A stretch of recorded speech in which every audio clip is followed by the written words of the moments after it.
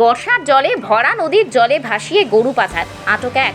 বাড়তি নজরদারি boat নামাচ্ছে BSF. নদীর জলে বাংলাদেশে গরু পাচার করতে গিয়ে বিএসএফ এর হাতে ধরা পড়ল পাচারকারী। গ্রেপ্তার এক ভারতীয়, উদ্ধার হয়েছে একাধিক গরু। সম্প্রতি জলপাইগুড়ি জেলার রাজগঞ্জ ব্লকের চাউলহাটি বাংলাদেশ বর্ডার এলাকায় চাওয়াই নদীর জলস্ফীতির সুযোগ নিয়ে এক পাচারকারীদের দল বাংলাদেশে গরু পাচারের চেষ্টা করছিল। সেই সময় বিএসএফ এর নজরে পড়ে ঘটনাটি। তড়িঘড়ি অভিযান চালিয়ে গরু পাচারের চেষ্টা বানচাল করে জওয়ানরা। উদ্ধার করা হয়েছে 10টি গরু। সেই সাথে পাচারের ঘটনায় একজন ভারতীয়কে গ্রেপ্তার করলে বাকি 5 জন বাংলাদেশি পালাতে সক্ষম হয়। সোমবার রাজগঞ্জ থানার পুলিশের হাতে ওই পাচারকারীকে তুলে দেয় বিএসএফ জওয়ানরা। ধৃতের নাম আনোয়ার হোসেন, রাজগঞ্জ ব্লকের সর্দার পাড়ার বাসিন্দা। জেরার পাশাপাশি এদের নিজ মুখেই ধৃত গরু পাচারের কথা স্বীকার করে। বেডুবাড়ি গ্রাম পঞ্চায়েতের একাধিক গ্রাম থেকেই এই 10টি গরু বাংলাদেশে পাচার করার চেষ্টা করেছিলেন বলেও ধৃত জানায়। সবটাই টাকার লোভে। ধৃতকে আগামীকাল জলপাইগুড়ি আদালতে তোলা হবে বলে জানা গেছে। উল্লেখ্য, কাটাতার কাটার পাশাপাশি বর্তমানে বর্ষায় জলস্ফীতির সুযোগ নিয়ে চওয়াই, করতোয়া, পাঙ্গার মতো নদীগুলিকে রুট বানিয়ে গরু পাচারের চেষ্টা করছে পাচারকারীরা। এই অভিযোগ এর আগেও এসেছিল, তবে রবিবারের ঘটনায় ফের প্রমাণ মিলল। এক্ষেত্রে বিএসএফ ও পুলিশের আরও বাড়তি নজরের দাবি অনেকের। এ বিষয়ে 195 নম্বর battalion commanding officer Shashi Kumar জানান, উক্ত ব্যক্তি 2022 সালে গাঁজা পাচার করার সময় ধরা পড়েছিল বিএসএফ এর হাতে। এবার আবারও গরু পাচার করতে গিয়ে ধরা পড়ল বিএসএফ এর হাতে। তিনি আরও জানান, পাচার রুখতে বিএসএফ সব সময় তৎপর, প্রয়োজনে বাড়তি ডিউটি করানো হতে পারে।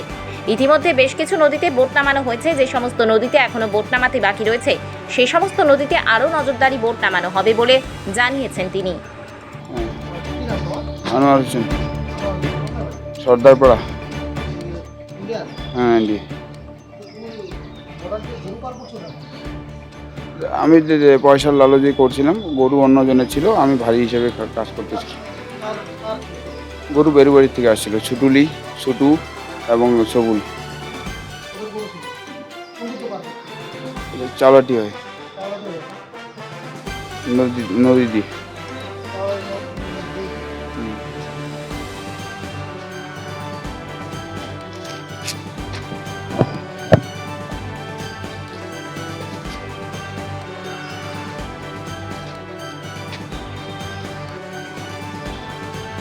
আমার নাম আনোয়ার হোসেন, বাবা আকবর আলী, গ্রাম সর্দারপাড়া, পোস্ট ভক্তিপাড়া, থানা রাজগঞ্জ। আমি বেরুবাড়ি থেকে ছুটুলি, গ্রাম সিংপাড়া এবং ছোটু এবং সবুল, তাদের গ্রাম হচ্ছে কালান্দিপাড়া, তাদেরকে নিয়ে বাংলাদেশের জন্য 10টি গরু নিয়ে রওনা দিয়েছিলাম। 2টা গাড়ি ছিল, গাড়ির মধ্যে ছিল একটা ছিল মারুতি ভ্যান, একটা ছিল টাটা এসি। মারুতি ভ্যানে 6টা লোক ছিল এবং টাটা এসিতে 9টা গরু, একটা লোক ছিল। সেখান থেকে ডাইরেক্ট আমরা ফকিরপাড়া আসি। ফকিরপাড়া এসে নদীতে করে বাংলাদেশের জন্য নিয়ে যাওয়ার জন্য রওনা হয়ে সেখান থেকে বিএসএফ ব্রিজের সামনে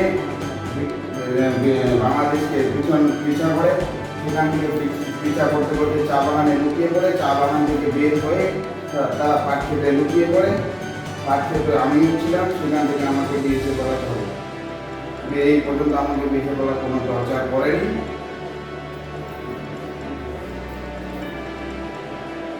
সেটা আমি 3,000 টাকার বিনিময়ে কাজ করেছিলাম। আমাকে 3,000 টাকা দেওয়ার কথা ছিল, সেই 3,000 টাকার লোভে আমি সেই কাজে গেছিলাম।